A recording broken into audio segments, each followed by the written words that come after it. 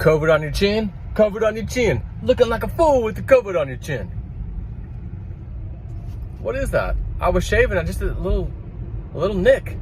The next thing I know, it kind of bubbled a little bit, like, oh, you know, you're messing with it.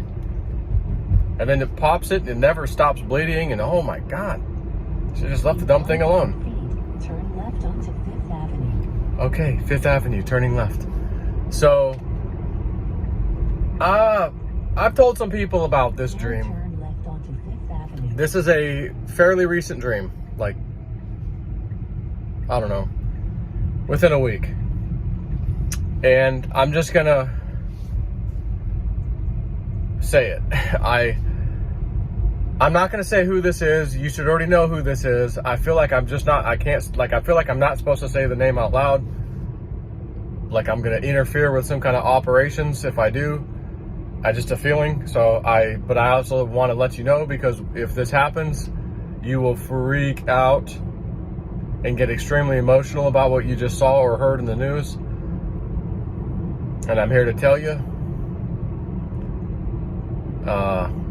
may not be quite what you think.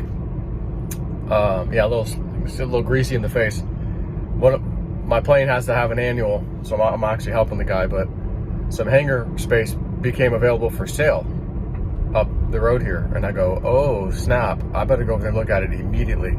Getting hangar space around here is like finding a gold bar in the middle of the road. Like, it ain't happening. It gets snatched up. So I'm like, I gotta go look at this right now. So I just left. Like, you don't need me here, do you? No. All right, go do this. So if you're wondering why I'm all greasy and whatever, okay, that's why. So I had this dream a few days ago. And as you know, in real life, I do hold a pilot's certificate for both fixed wing, single engine, weight shift control, and third one, helicopter, which is rotorcraft rated. I'm not instrument rated yet, so I fly VFR. Anyways, in the dream, I'm a pilot of a helicopter. And I'm in the left seat.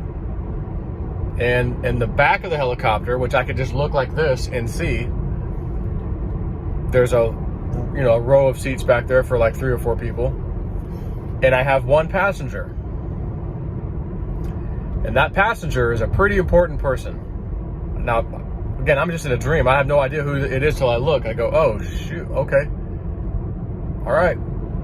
Got me a VIP. Let's go. So I start to pull a collective, which is pitch the blades to start picking up and lifting off. And we only get a few feet off the ground. And the helicopter does a violent roll to the right, so like this, it rolls to the right and flips over. It was a 2-bladed helicopter. One of the blades was just destroyed. The second blade was very badly damaged. The top area around the rotor head was really badly damaged. But we survived, so I was happy about that, obviously. And I'm like, oh, what about my passenger? What about my passenger? I need to check on this important person. So I look back. They're not there. And I asked myself in the dream, where the hell did they go? Like, how come they're not there? They were just there. Now they're not. And I get this knowing. Wink, wink. They were never on board. Okay. You're going to hear some news. And maybe it has to do with a aviation accident of some type. Or it could be any kind of accident, or maybe a not so much an accident and on purpose by whoever. But just know this, accident or on purpose, when this news comes out, understand, like in another dream I had, I was being told, in this other dream, I'll just use the name Trump because he was in that dream. I asked him, did he need me to get the people involved because he was getting wrongfully arrested? And he said, basically, he's like, no, like, get out here, no, let it happen. It's supposed to happen, Oh, got it, wink, wink. Okay, yeah, you're gonna get arrested, okay.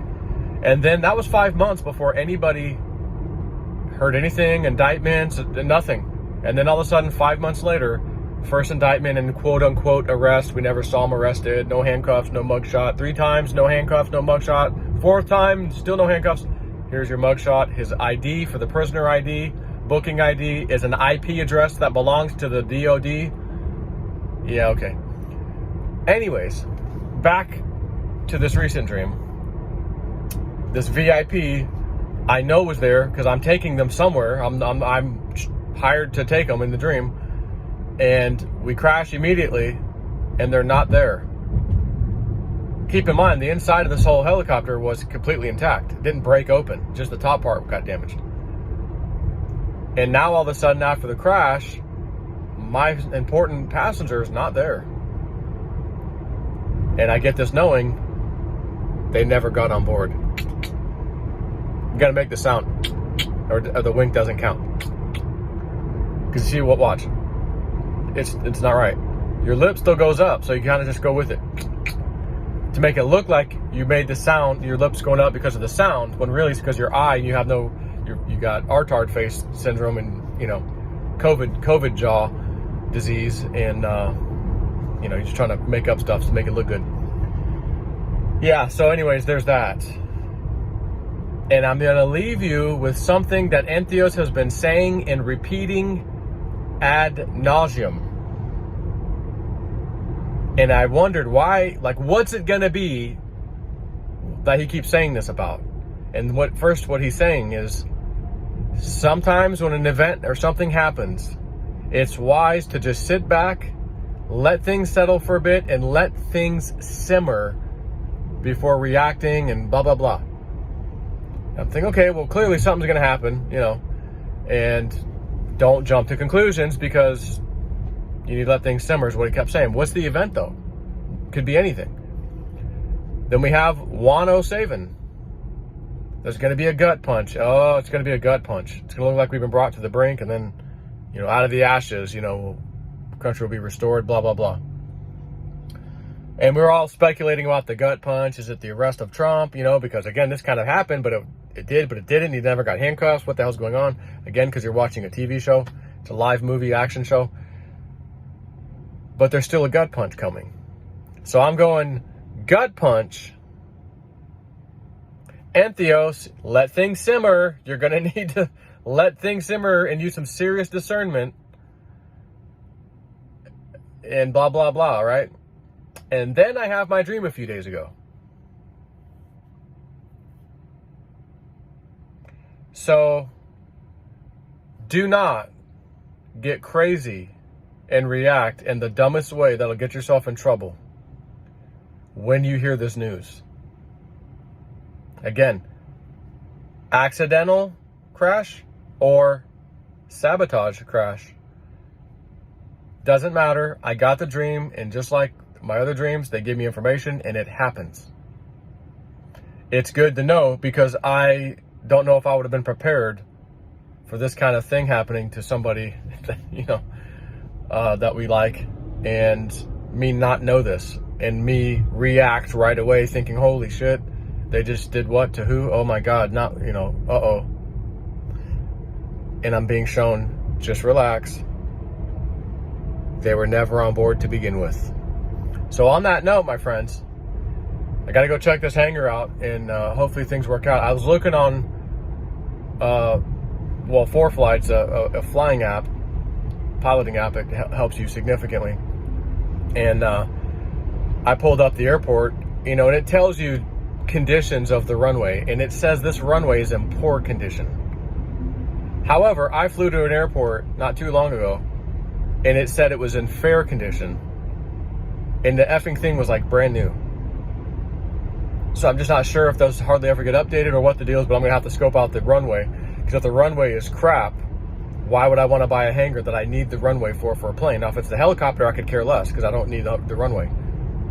You pull it outside the hangar, take off, see ya, I'm out of here. You don't have to mess with the runway. But again, and by the way, maybe it's still worth getting, for the helicopter. I don't know. But I really would like it for the plane. So it's got to have a good runway. And we'll see if it's really poor or decent or what. So when I get there, I'll go ahead and, start uploading the video. Take care.